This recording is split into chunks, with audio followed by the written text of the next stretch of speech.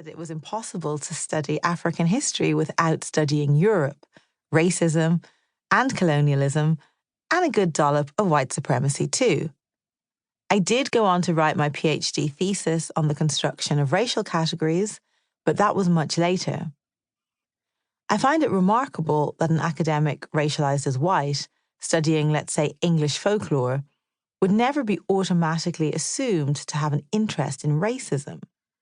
White people have not been overdetermined by their race, which is precisely why we have often witnessed scenes of obscene outrage in those moments when whiteness is pointed out and remarked upon. Recall the backlash, not to mention the complaints to Ofcom, when the Channel 4 newsreader Jon Snow remarked that he'd never seen so many white people in one place, while describing a pro-Brexit rally.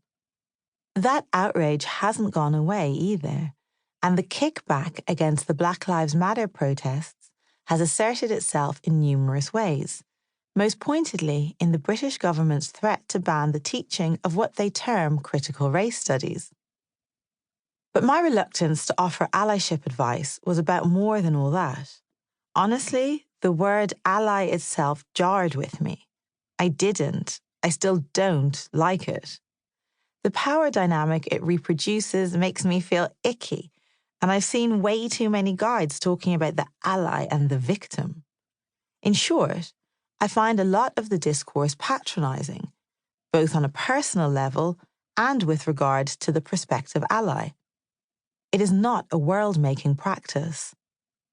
Indeed, I see a historic opportunity to reconfigure attitudes and reignite imaginations, being squandered by an anti-racist narrative that inadvertently reinforces much of what it claims to want to overcome, and that in many ways alienates people who might otherwise be persuaded. One of the things that allyship fails to address is the fact that you can continue to view Black people as inferior while still being committed to their protection. When I remembered that many of the 19th century anti-slavery abolitionists were themselves racists who held deep-seated beliefs about Black inferiority, I felt even more uncomfortable with the whole ally movement.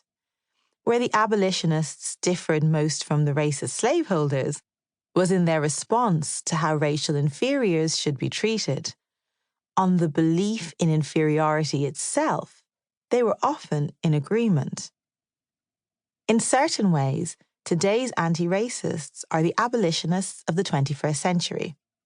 A commitment to allyship with Black people doesn't automatically mean you don't think Black people are somehow inferior. It means you don't think they should be treated discriminatorily as a result.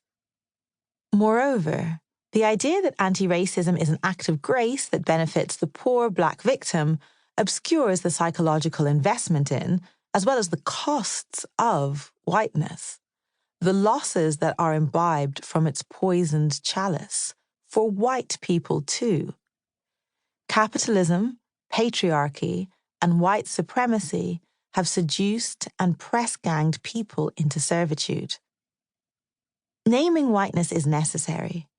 It is the invisibility of white people who are presented just as people, the default norm from which everyone else deviates, that is part of its normative power-making.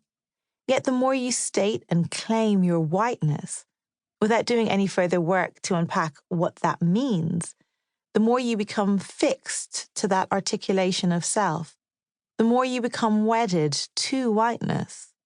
Some of the most racist societies have been ones with pronounced white identities that coexist via racialized others.